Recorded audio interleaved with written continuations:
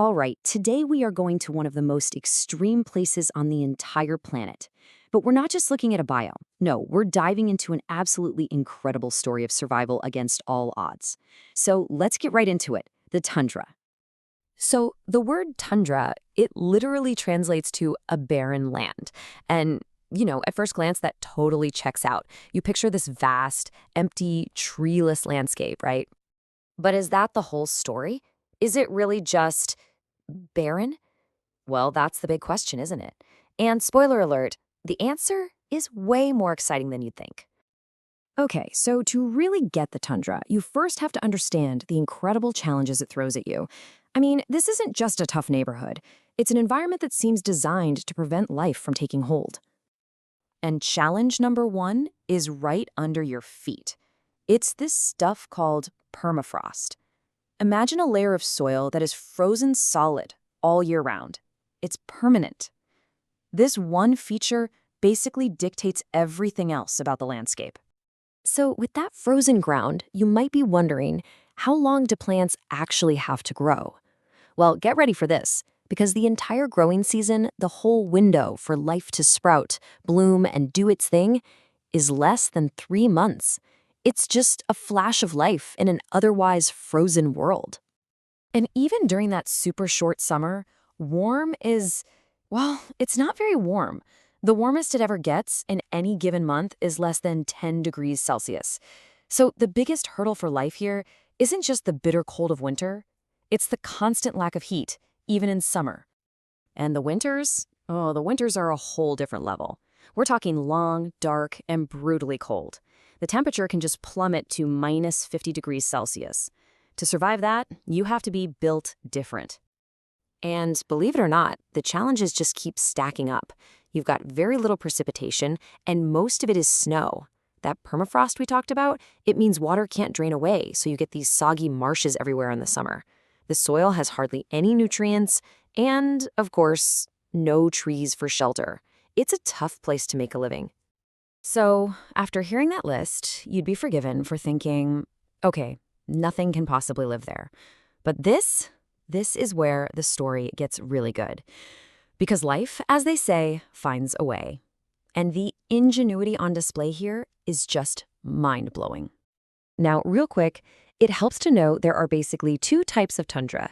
You've got the Arctic tundra, which is that huge ring of land around the North Pole, and then you have alpine tundra, which you can find on the tops of super high mountains anywhere in the world. They're very similar, but the big difference is that on those high mountains, the temperatures can swing wildly from day to night. So, how do plants survive this? Well, they play it smart. The only things that can really make it are the toughest of the tough: mosses, lichens, hardy grasses. Everything grows super low to the ground, just hugging it for any bit of warmth. They have these thick, waxy coatings and even tiny hairs to protect themselves from the cold. And then, for that brief summer, they just explode in this brilliant bloom of flowers and berries. It's incredible. Okay, so the plants basically hunker down and wait it out. But what about the animals? They can't just hide from the wind? So how on earth do they manage to survive that bone-chilling cold and find enough food? Well, they've come up with some brilliant solutions. Take the muskox. It's got a big, chunky body, but really small ears and a short tail. Why? To lose as little heat as possible. The Arctic hare, it's famous for its super thick fur coat. Perfect insulation. The polar bear has a coat that literally repels icy water. And even the tiny insects have a strategy.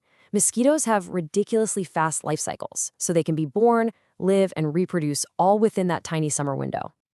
And it's not just the plants and animals. For thousands of years, humans have called the tundra home, and they've developed their own incredible ways to live and thrive on the very edge of the world.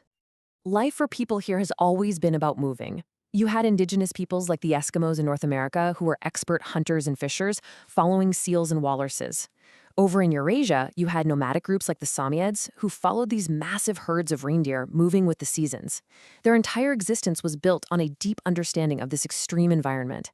For centuries, the tundra's biggest enemy was just the tundra itself, the cold, the wind, the ice.